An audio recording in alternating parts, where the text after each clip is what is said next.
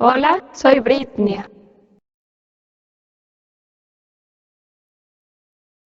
¿Qué tal amigos? ¿Cómo están? Les saluda su amigo Checolín para mi canal de Britney. Vamos a continuar con otro tema importante acerca de los sistemas operativos que influenciaron hasta la actualidad. En este caso vamos a tocar el tema de Multics, diseñado por el científico Fernando Corbato del Instituto Tecnológico de Massachusetts. Este Multics influenció a Ken Thompson y Dennis Ritchie para crear Unix, que a su vez Andrew Tannenbaum fue influenciado para crear Minix, que a la vez influyó en Linus Torvalds para crear su Linux. Bien, vamos a ver esto a continuación. Multics, es decir, Multiplexed Information and Computing Service, fue uno de los primeros sistemas operativos de tiempo compartido y tuvo una gran influencia en el desarrollo de los posteriores sistemas operativos. Los planes iniciales y el desarrollo de Multics comenzaron en 1964. Originalmente era un proyecto cooperativo liderado por el científico estadounidense Fernando Corbato del MIT, con la participación de la corporación General Electric y los laboratorios Bell de AT&T. Posteriormente los laboratorios Bell abandonaron el proyecto en el año de 1969 y en el 1970 el negocio de computación de General Electric, incluyendo Multics, fue adquirido por Honeywell.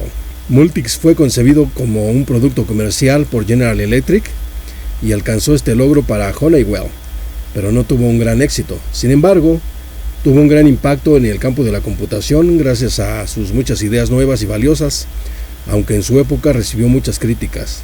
Un gran número de características intentaban proporcionar alta disponibilidad de manera que el servicio de computación igualase a los servicios de telefonía y a la red eléctrica. Para alcanzar este logro se utilizó una estructura modular tanto en el software como en el hardware, y el sistema podía crecer simplemente añadiendo más recursos: poder de computación, memoria principal, almacenamiento de disco, etc. Listas de control de acceso sobre cada archivo proporcionaban un método flexible para compartir información, además de la privacidad requerida. Contenía diferentes mecanismos estándar para permitir a los ingenieros analizar el rendimiento del sistema, además de varios mecanismos para la optimización del rendimiento. Estamos viendo la fotografía del ingeniero Fernando José Corbato, que nació en Oakland, California, el 1 de julio de 1926 y falleció en Newport, Massachusetts, el 12 de julio de 2019. Fue un científico de la computación estadounidense, pionero en el desarrollo de los sistemas operativos de tiempo compartido. Corbato recibió su licenciatura por el Instituto de Tecnología de California en 1950, es decir, Caltech, y se doctoró en física por el Instituto de Tecnología de Massachusetts, el MIT, en 1956. Al graduarse se unió al Centro de Computación del MIT, consiguiendo plaza de profesor en 1965 y permaneciendo en su plaza hasta retirarse. Corbato es la primera persona que se tiene constancia que usara contraseñas para proteger el acceso a ficheros en sistemas informáticos, aunque posteriormente reconoció que habían dejado de ser la mejor estrategia. En el apartado más personal, sus conocidos lo llamaban Corby. El primer sistema de tiempo compartido en el que trabajó fue conocido como el Sistema Compatible de Tiempo Compartido en el MIT. Se trataba de una versión temprana de otra presentada en 1961. La experiencia adquirida le llevó a otro proyecto, Multics, continuado por Honeywell.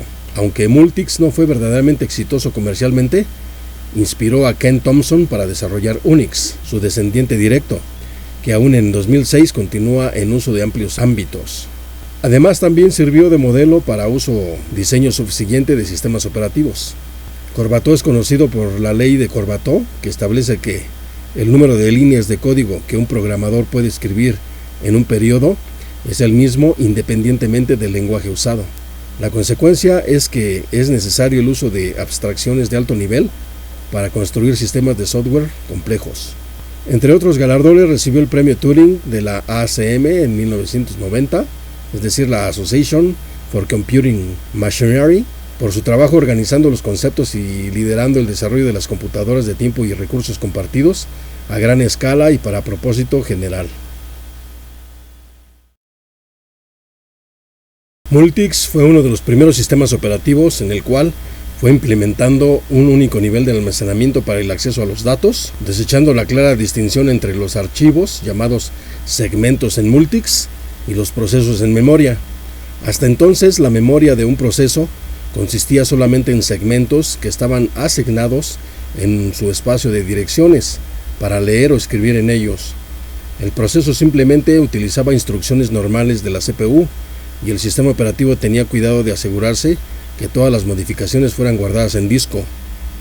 En la terminología del estándar POSIX, era como si cada archivo fuese asignado. Sin embargo, en Multics no existía el concepto de memoria de proceso, separado del de memoria utilizada para mantener mapeados sobre los archivos, como hace Unix. Toda la memoria del sistema formaba parte de algún segmento que aparecía en el sistema de archivos, incluida la memoria temporal del proceso, la pila del núcleo, etc.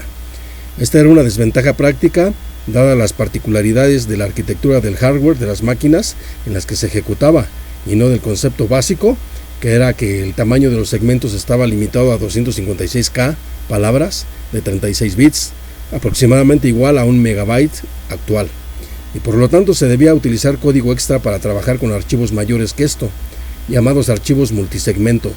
En los días anteriores a las bases de datos grandes y los posteriores gráficos de mapas de bits de gran tamaño, no era frecuente encontrarse con esta limitación. Otro aporte de Multics fue el concepto de enlace dinámico, mediante el cual un proceso en ejecución puede solicitar que otros segmentos se añadan a su espacio de direcciones. Estos segmentos pueden incluir código que puede ser ejecutado. Con esta característica disponible, las aplicaciones automáticamente utilizaban la última versión de cualquier rutina externa que llamaban. A estas rutinas estaban en otros segmentos que se enlazaban dinámicamente solo cuando un proceso intentaba ejecutarlas. Como diferentes procesos pertenecientes a diferentes usuarios podían utilizar diferentes reglas de búsqueda, diferentes usuarios podían automáticamente acabar utilizando diferentes versiones de las rutinas externas. Igualmente importante, con la configuración adecuada de las características de seguridad de Multics, fue que el código en el otro segmento podía ganar acceso a las estructuras de datos mantenidas en un proceso diferente. De este modo, para interactuar con una aplicación ejecutándose en parte como un demonio en otro proceso, un proceso de usuario simplemente realizaba una llamada normal a un procedimiento hacia un segmento de código con el que se enlazó dinámicamente un segmento de código que implementa alguna operación asociada con este demonio. El código en este segmento puede entonces modificar los datos mantenidos y utilizados por el demonio. Cuando la acción necesaria para comenzar la solicitud se completa, una simple instrucción de retorno del proceso retorna el control del proceso de usuario al código del usuario. Estas dos ideas se utilizaban todavía en la mayoría de los sistemas operativos, independientemente del rápido y enorme avance realizado en el campo de la computación desde la década de 1960. Multics también soportaba una reconfiguración en línea muy agresiva. Las CPUs, los bancos de memoria, unidades de disco, etc., podían ser añadidos y quitados mientras el sistema continuaba funcionando, entrando en servicio o eliminándose como fuera necesario. Era una práctica común en el sistema del MIT, donde se realizó la mayoría de los desarrollos de software iniciales, dividir el sistema, que era un sistema multiprocesador, en dos sistemas separados, al eliminar suficiente componente para formar un segundo sistema, dejando el resto todavía ejecutando a los usuarios que tenían una sesión abierta. Las comprobaciones sobre el software desarrollado podían realizarse en la segunda máquina. Cuando las pruebas concluían, los componentes del segundo sistema se añadían de nuevo en el sistema principal, sin tener que apagarlo en ningún momento. Como se soportaban varias CPUs, fue uno de los primeros sistemas multiprocesador. Multics también fue notable por su innovador énfasis en el diseño para obtener seguridad informática, y fue posiblemente el primer sistema operativo diseñado como un sistema seguro desde su inicio. Independientemente de esto, las primeras versiones de Multics se mostraron vulnerables, no una vez, sino de forma repetida. Esto condujo a más trabajo para mejorar la seguridad, que trazó las técnicas de seguridad modernas e hizo los sistemas mucho más seguros. Al adoptarse el hardware de segunda generación con soporte hardware para los anillos de seguridad, es decir, un refinamiento multinivel, el concepto de modo maestro y las intrusiones se convirtieron en algo muy extraño. Además de haber sido el primer sistema operativo que proporcionó un sistema de archivos jerárquico, los nombres de los archivos casi podían tener una longitud y sintaxis arbitraria. Dado un archivo directorio, este podía tener varios nombres, típicamente uno largo y otro corto, también se soportaban enlaces simbólicos entre directorios. Fue el primero en utilizar el concepto, hoy convertido en característica estándar, de tener una pila por proceso en el núcleo, con una pila separada para cada anillo de seguridad. También fue uno de los primeros sistemas escritos en el lenguaje de alto nivel denominado PL1, aunque el sistema Burroughs B5000, que utilizaba Algol, procedió a Multics. Multics se desarrolló inicialmente para el computador central de General Electric GE645, un sistema de 36 bits. Después fue soportado por la serie de máquinas Honeywell 6180. El personal de los laboratorios Bell abandonó el proyecto en 1969. Algunas de las personas que habían trabajado en su desarrollo se dedicaron a crear el sistema operativo Unix. Aunque de un modo superficial, el Unix muestra la influencia de Multics en muchas áreas, incluido el nombre de los comandos. Sin embargo, la filosofía de diseño fue muy diferente, centrándose en mantener el sistema tan pequeño y simple como fuese posible, y de este modo corrigiendo lo que se veía como una deficiencia de Multics. El nombre Unix, originalmente Unix con CS, por Uniplexed Information and Computing Service, en vez de Multiplexed Computer and Information Service, es un hack de Multics. Se rumorea que la U de Unix significa uniplexado, en oposición al concepto multiplexado de Multics, resaltando la intención de los diseñadores de rechazar la complejidad de Multics en favor de una aproximación práctica más directa. La empresa estadounidense Honeywell compró la división de computación de General Electric, lanzó una mejor base de hardware y continuó el desarrollo del sistema hasta 1985. Se realizaron unas 80 instalaciones por valor de varios millones de dólares en universidades, industrias y administraciones. El sistema universitario de Francia contó con varias instalaciones de los inicios de la década de 1980. Después Honeywell dejó de soportar Multics y entonces los usuarios migraron a otros sistemas, incluyendo otras distribuciones de Unix. La última máquina en usar Multics fue apagada el 31 de octubre del año 2000 en el Ministerio de Defensa de Canadá. En la actualidad, el código fuente de Multics ha sido liberado por el MIT y se puede descargar desde su página. Es más que sorprendente descubrir que el núcleo de este sistema operativo para computadoras centrales multiprocesador, que fue criticada en sus días iniciales por su tamaño y complejidad, ocupaba 136 kilobytes de código. El primer GE645 del MIT tuvo 512K palabras de memoria, 2 megabytes, de manera que el núcleo solo utilizaba una pequeña porción de la memoria principal de Multics.